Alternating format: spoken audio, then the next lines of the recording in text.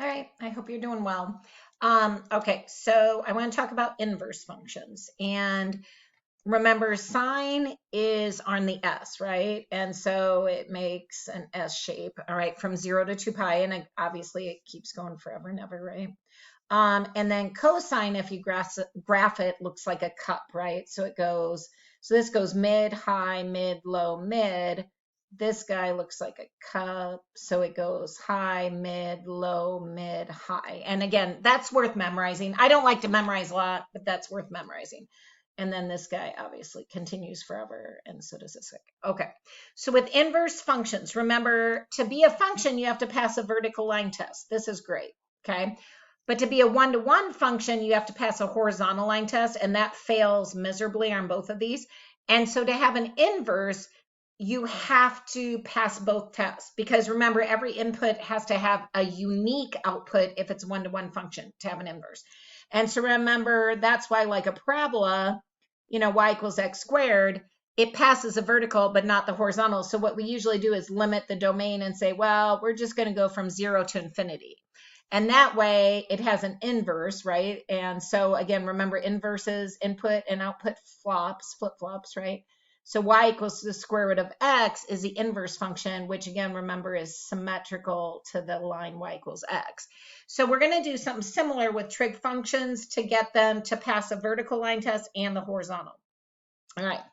So with sine, people are like, well, maybe we could cut over here, but that's kind of weird because number one, it's going down, and number two, it's slid over a little bit. And then they might be like, well, let's get it this way because then it's pretty, it's going up, but then you're sliding over quite a ways. So what math people decided is, you know what, we're going to stick around the origin and we're going to start from here and go to here. And we're going to just only look at that part of the function, right? So we're going to say, you know what, we're going to limit our domain to just that for the inverse function, okay? And so this would be inverse sine is going to be defined. It doesn't look like this. This is a sine graph. Don't get them confused. This is a sine graph, but we're going to say that we're between either negative 90 and positive 90, or I could use interval notation, negative pi over 2 to pi over 2. And what that means then, if you answer a question, you can't answer 200 degrees. Okay, that would not be a legal answer because it's not in this range, right? You couldn't even answer 300 degrees because that's not in the range. But you could do, instead of 300, right, which is all the way over here, that's illegal. But you could say negative 60. That's legal because it's in between there. All right. What do we do with cosine? Well, with cosine, they're kind of like, oh, what should we do? Well, this is, kind of pretty just right here, right? So let's just start here. Yeah, it goes down, but, it's starting at 0, which is pretty, okay? So for that one, for cosine, we're going to say, okay, it can be between 0 and 180, okay? Or if we did interval notation, we could go 0 to pi, right? So, and then tangent, we limit, so tangent graph, right, looks like this with asymptotes, right?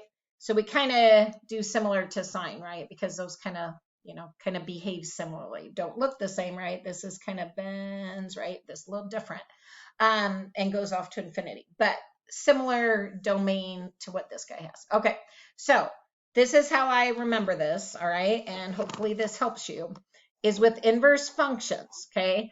On the side, which again, notice is negative 90 to 90 or negative pi over 2 to pi over 2. On the side is going to be inverse sine, and his buddy is what? Cosecant. So inverse cosecant is going to be there. And then inverse tangent is going to be here. Okay, on the side. Side goes with sine. Both start with S. Okay. Other one. Okay, and with tangent, cotangent, sorry, you get asymptote issues a little bit. So you got to watch whether can it really equal that or can it not equal that, right? Because of tangent has some asymptotes, but for the most part, trap between there, but maybe can't equal the pi over 2 and the negative pi over 2. All right, over here, the cosine, inverse cosine is on the cap because 0 to pi, are you okay? That is on the cap, like a baseball cap, inverse cosine. So inverse cosine is on the cap. his buddy is what? Inverse secant. C and S go together. And then cotangent is a problem, okay? Cotangent is not with tangent. And so that is a problem. Now, a lot of textbooks will have you change it into inverse cosine and do all this math. Basically, if you reflect it into, like if it's negative, that's a problem. Do you see how negative is okay for tangent, but it's not okay for cotangent over here? So basically what you can do is either slide it over or reflect your bow tie over here to get the right answer, okay? And that's more how I like to do that. But sine is on the side with his buddies and tangent. Cosine is on the cap with his buddy and cotangent. And cotangent is our problem child, okay? And I will, try to help you navigate that. All right, now also remember, what is the job of a function, okay? So remember, sine, cosine, and tangent all have jobs, right? And so do their reciprocal functions. They eat angles. Their input is an angle. They all output a ratio, all of them, right? Every single one. You input sine of 45 degrees, output would be a ratio square root of 2/2, okay? Or on a calculator, 0.7-ish, all right? Now, inverse functions do the reverse, right? They're undoing it. That's the job of an inverse.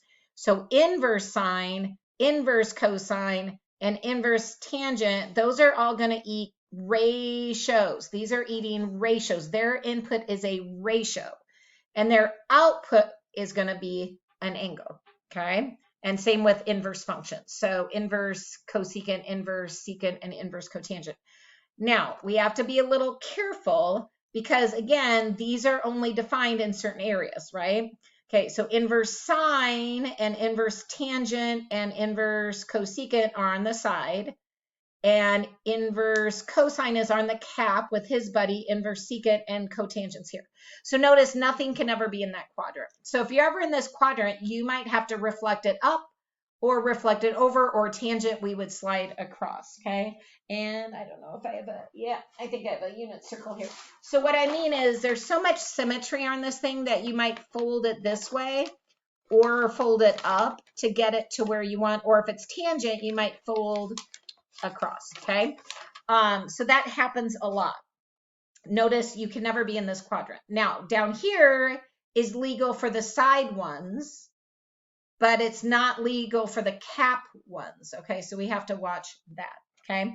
Now, one thing you might want to put on your trig cheat sheet that I posted, and I put this on the back with all the inverse stuff, is that inverse cosecant, inverse secant, and inverse tangent, they ratios. And remember, reciprocal functions reciprocate the ratio, not the angle.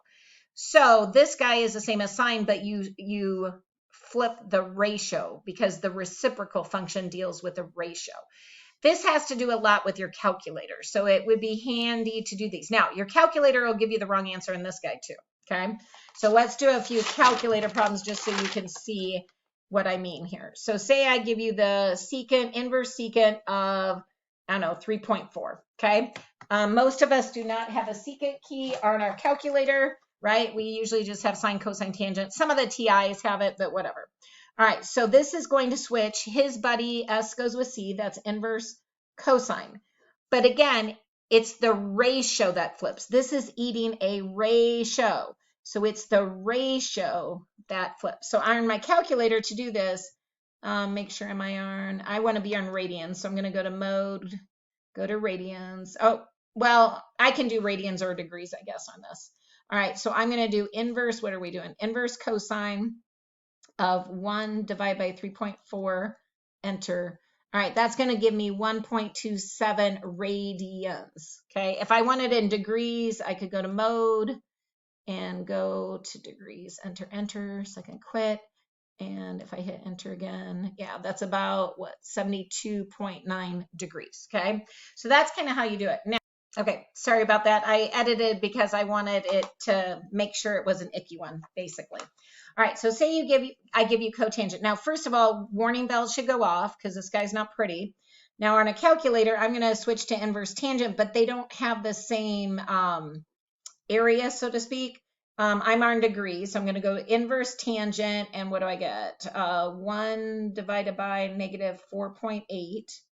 And so I get a negative 11.8 degrees. That's the wrong answer because it's down here a negative 11.8 degrees.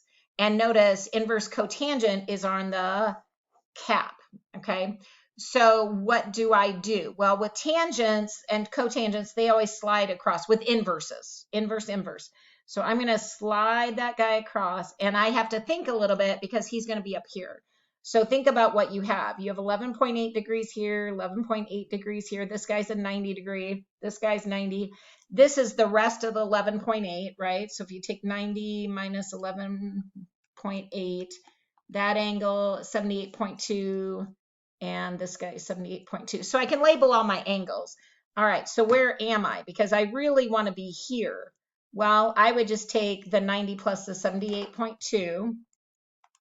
So I'm just putting it in the right area of where it's defined. So 168.2 would be the correct answer. And so that's what I mean with tangent and cotangent. You have to slide it to where it is. So if you have a problem that ends up over here, you have to slide it up into here. And if it's radians, you'd use like subtract from pi or add to pi to get all these, okay?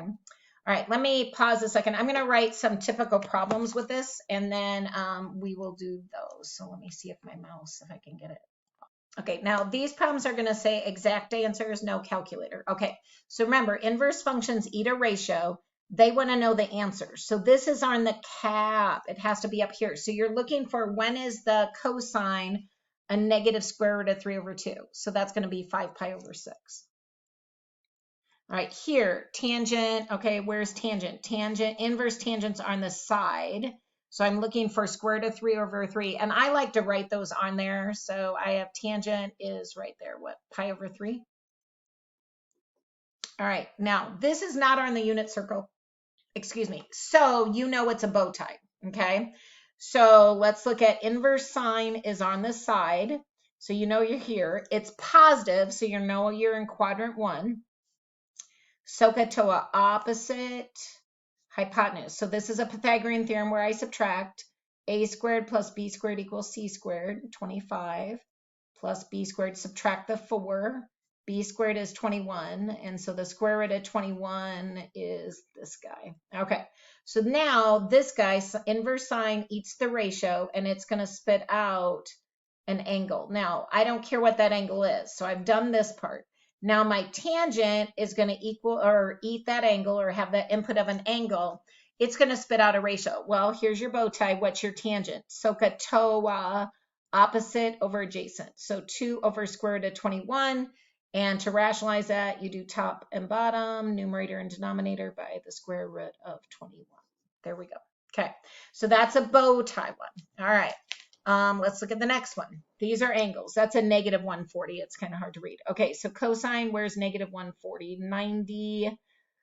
Oh, I don't know. What negative 140 is about there. Okay, so I'm going back. All right, so cosine is what? We have a negative x value over here, and we have a negative y value, right? So the cosine's negative, sine's negative. All right, so this guy is going to spit out a ratio, right? And that ratio. Okay. The problem is inverse cosine is on the cap. So do you get that with my unit circle? I don't know what I did with mine. Here it is. With my inverse cosine, it's going to have to reflect up into the cap. So this angle over here has to reflect up into here. Okay. So let's see, what are my angles? Well, if this is 140, are you okay? This is 140. What's left of 180? These guys are both 40 and 40. So what's the legal angle? Well, if I rotate to here, that's 140 degrees, and that is in the cap, okay? All right, let's look at this next one. Inverse sine, this is a negative pi over 10. So negative pi over 10 would just be barely, if I cut it into 10 wedges, I'm down here, negative pi over 10. But again, inverse sine, ooh, is inverse sine on the side? Yes, it is. Yay, I don't have to reflect it. Are you guys okay? That is a legal answer. I'm good because it's on the side, so I didn't have to reflect it. Okay. All right, let's look at the next one. 21 pi, that's over 20. All right, so let's see where we're at. If I cut this into 20 pieces, it would just be barely past there. Okay. All right, I'm going to get cut off, so I am going to do a few more problems in the next video and we'll finish up.